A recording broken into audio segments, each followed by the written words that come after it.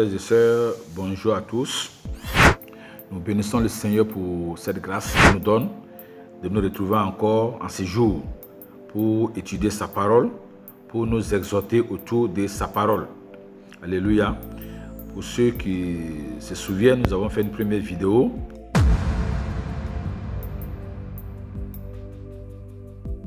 Pour ceux qui se souviennent, nous avons fait une première vidéo sur l'attitude que nous devons avoir envers nos ancêtres.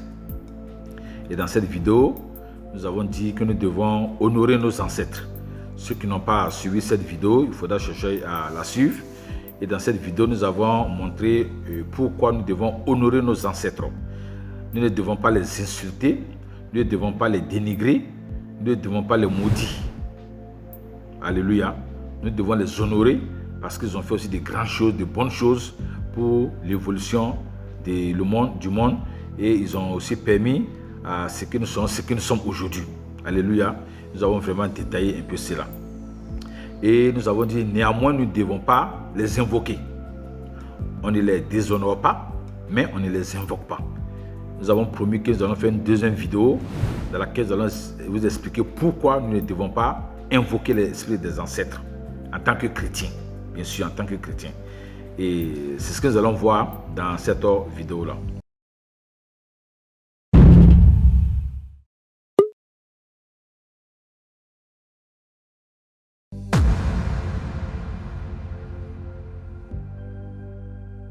Alléluia. Donc, comme je le disais, nous devons honorer nos ancêtres. Nous devons les respecter. Même s'ils n'étaient pas chrétiens, ils sont morts, ils sont partis. Nous ne devons pas les insulter. Nous devons néanmoins les honorer. Alléluia. Mais nous ne devons pas les invoquer. Et pourquoi un chrétien, je dis un chrétien, ne doit pas invoquer l'esprit des ancêtres dans la prière?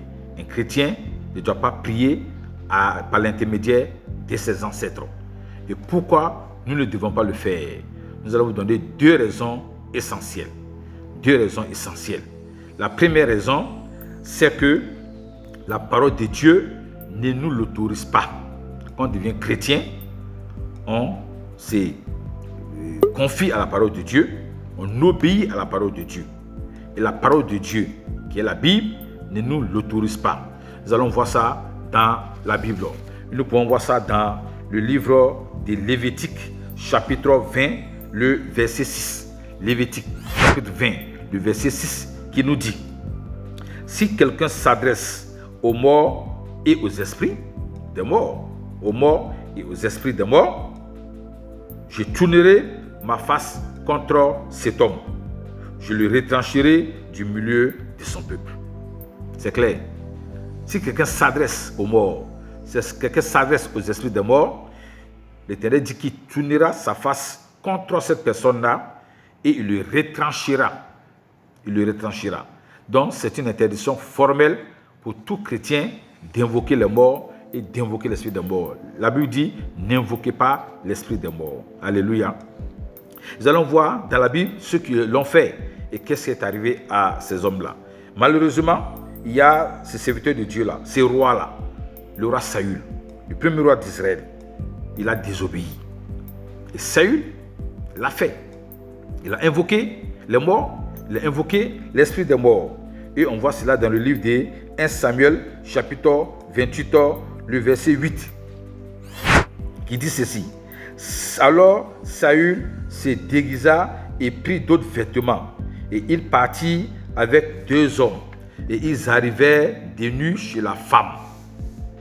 Saül lui dit: prédis-moi l'avenir en invoquant un mort, et fais-moi monter celui que je te dirai. Alléluia. Donc Saül, il s'est déguisé parce qu'il savait que c'est interdit. C'était interdit, oui, dans la Bible, mais Saül s'est déguisé et il allait voir cette femme-là, la nuit. Et il a demandé à la femme de lui faire monter, de lui prédire l'avenir en invoquant l'esprit d'un mort, en invoquant un mort que lui, il va lui dire. Et la femme même a dit: non, c'est interdit. Tu veux me créer des problèmes. Quand je vais le faire, et tu iras dire que c'est moi je le fais et j'aurai tous les problèmes. Saül a rassuré la femme: tu n'auras pas de problème. Il faut le faire. Et Saül dit, qui est-ce que tu veux que je fasse monter? Il a dit Samuel. Et elle a invoqué l'esprit de Samuel. Donc, il a fait. Amen. Mais ce n'a pas été sans conséquence. Saül a terminé son règne et il est mort. Mais l'une des raisons pour lesquelles Saül est mort, nous allons voir ça dans la Bible. Allons dans le livre de 1 Chronique, chapitre 10, le verset 13.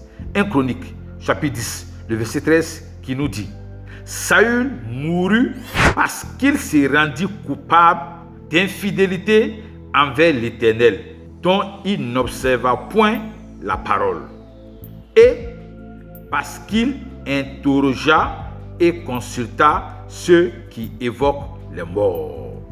Vous voyez, c'est revenu comme raison de la mort de Saül. Dieu a interdit dans Lévitique de ne pas invoquer l'esprit des morts. Saül l'a fait dans le livre de Samuel et dans le livre de Chroniques. La Bible nous dit que Saül est mort parce qu'il a désobéi à Dieu, et de manière spécifique, c'est pas ça est sorti, parce qu'il a interrogé et consulté ceux qui évoquent les morts. Alléluia. Donc voici la raison pour laquelle, la première raison pour laquelle, en tant qu'enfant de Dieu, en tant que chrétien, nous ne devons plus invoquer l'esprit des ancêtres. La deuxième raison,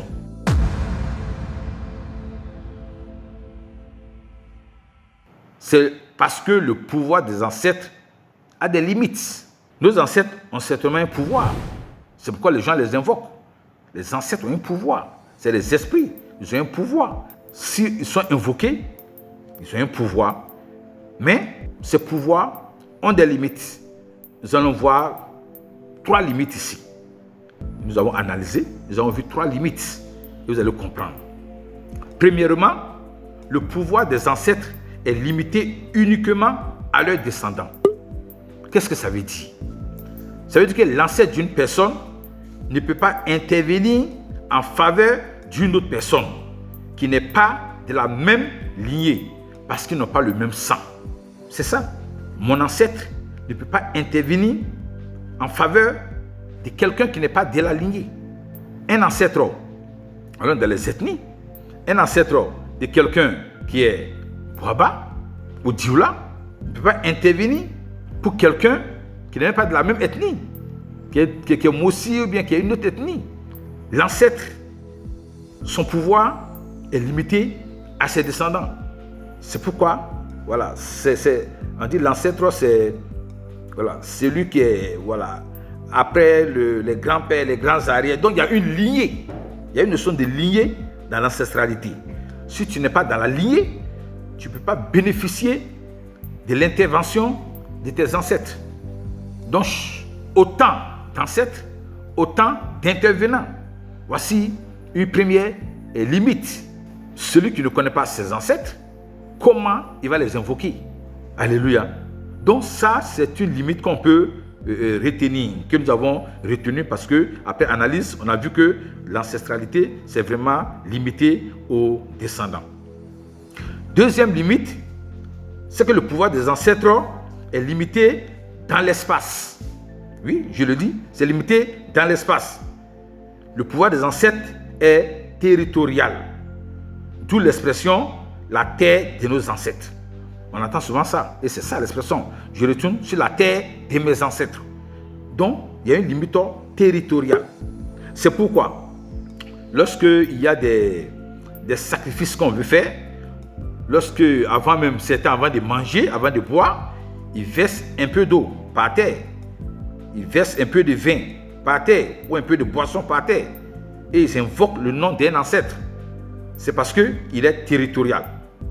Si tu es dans un autre pays, tu es en Europe, je ne sais pas, si tu peux verser l'eau par terre pour invoquer tes ancêtres, étant en Europe, est-ce que c'est possible? Je ne crois pas. Donc, vous voyez que le pouvoir des ancêtres, dans ce cas-là, est limité dans l'espace. Alléluia. Si quelqu'un est en dehors de la terre de ses ancêtres, c'est difficile d'invoquer. C'est pourquoi certaines personnes, lorsqu'ils sont à l'extérieur, pour certains sacrifices, ils sont soit obligés de se déplacer pour aller sur la terre de leurs ancêtres, ou bien soit obligés de faire des commissions pour qu'on fasse le sacrifice à leur nom, mais sur la tête de leurs ancêtres, pour que le sacrifice puisse prendre.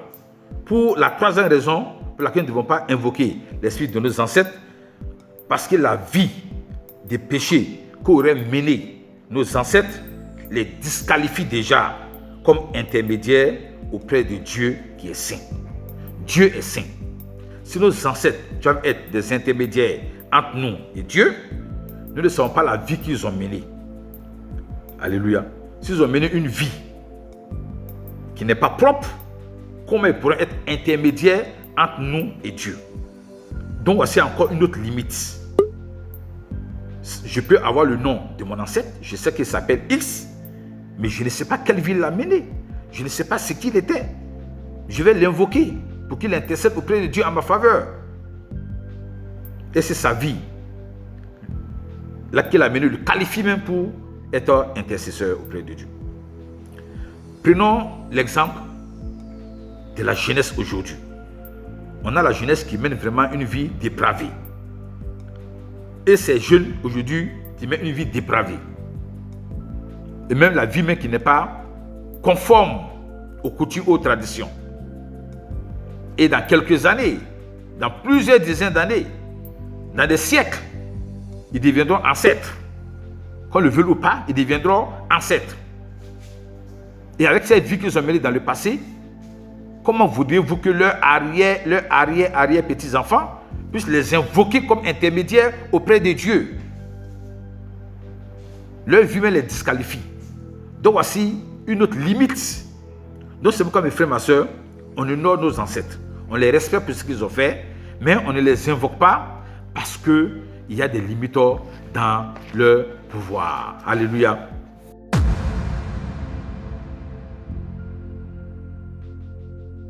Mais qui nous devons invoquer? C'est ce que nous allons voir avant de terminer. Nous devons invoquer le Seigneur Jésus-Christ. La Bible nous dit, invoque-moi et je te répondrai. Invoque-moi et je te répondrai. Jérémie 33, le verset 3. Alléluia. Et chaque fois que nous avons invoqué Jésus, il nous a répondu. Pourquoi nous devons invoquer Jésus-Christ? Nous allons aussi donner 3 raisons. Il y a plusieurs raisons, mais 3 raisons pour lesquelles nous devons invoquer Jésus-Christ. Premièrement, nous devons invoquer Jésus-Christ parce que Jésus-Christ est le seul chemin. Lui-même, il a dit de sa bouche, dès son vivant, il a dit. Nos ancêtres de leur vivant n'ont pas dit qu'ils peuvent. C'est nous qui les avons fait comme intermédiaires plus tard. Mais Jésus-Christ est le seul chemin qui peut nous conduire à Dieu. Comme lui-même l'a déclaré dans le livre de Jean chapitre 14, le verset 6, qui dit, Jésus lui dit, je suis le chemin, la vérité et la vie, nul ne vient au Père que par moi. Jésus-Christ est le chemin. Il y a des prophètes même qui ne savent même pas ce que les réserve l'avenir après leur mort. Ils ne savent pas s'ils seront sauvés, oui ou non. Mais Jésus, qui est venu sauver l'humanité, nous donne l'assurance qu'il est le chemin, la vérité et la vie. Voici la première raison pour laquelle nous devons invoquer Jésus-Christ seul. La deuxième raison, c'est que Jésus-Christ est le seul intermédiaire. Il est le seul intermédiaire. Et la Bible nous déclare cela dans le livre de 1 Timothée, chapitre 2, le verset 5, qui nous dit, car il y a un seul Dieu et aussi un seul intermédiaire, médiateur entre Dieu et les hommes. Il y a un seul Dieu et il y a un seul intermédiaire, médiateur entre Dieu et les hommes, Jésus-Christ, homme. Voici encore une deuxième confirmation qui nous dit que Jésus-Christ est le seul intermédiaire. Troisième confirmation. Troisième raison pour laquelle nous devons invoquer Jésus-Christ comme notre intermédiaire, c'est que Jésus-Christ est le seul intercesseur auprès du Père. Le seul intercesseur auprès du Père. Comme lui-même il a dit dans le livre de Romains, chapitre 8, le verset 34. Là c'est écrit, qui les condamnera? Christ est mort, Romains le dit. Christ est mort, bien plus, il est ressuscité, il est assis à la droite de Dieu et il intercède pour nous. Il est assis et il intercède pour nous. Voici autant de raisons pour lesquelles nous devons invoquer Jésus-Christ. Il est le chemin, le seul chemin. Il est le seul médiateur, intermédiaire. Et il est le seul intercesseur auprès du Père. En plus de cela, Jésus-Christ est pour tout le monde. Si vous voulez, Jésus-Christ est l'ancêtre de tout le monde. Il n'a pas un pouvoir territorial. Son pouvoir est universel. Son pouvoir est mondial. Tous les continents, tous les peuples, toutes les races, toutes les ethnies. Jésus-Christ est venu pour tout le monde. Alléluia. Il est omnipotent. Il est omniscient. Il est omniprésent. Il est présent en même temps et partout. Alléluia. Il a tout pouvoir. C'est pourquoi nous devons l'invoquer. Et il va nous répondre. Alléluia. Donc, chers auditeurs, chers internautes, chers frères et sœurs, voici ce qu'on voulait ajouter par rapport à notre première vidéo sur l'honneur que nous devons faire à nos ancêtres. Nous devons les honorer, nous devons les respecter parce qu'ils ont fait des merveilleux choses pour nous et nous sommes aussi des futurs ancêtres plus tard. Nous ne devons pas les insulter, mais nous ne devons pas les invoquer. Donc, nous avons vu les deux raisons. La première raison, c'est que la Bible ne lui permet pas. Et la deuxième raison, c'est qu'ils ont des pouvoirs un peu limités. Limités dans le temps, limités, ainsi de suite. Alléluia. Et j'espère que cette vidéo vous a permis de comprendre des choses sur l'ancestralité. Que le Seigneur vous bénisse. À la prochaine. Amen.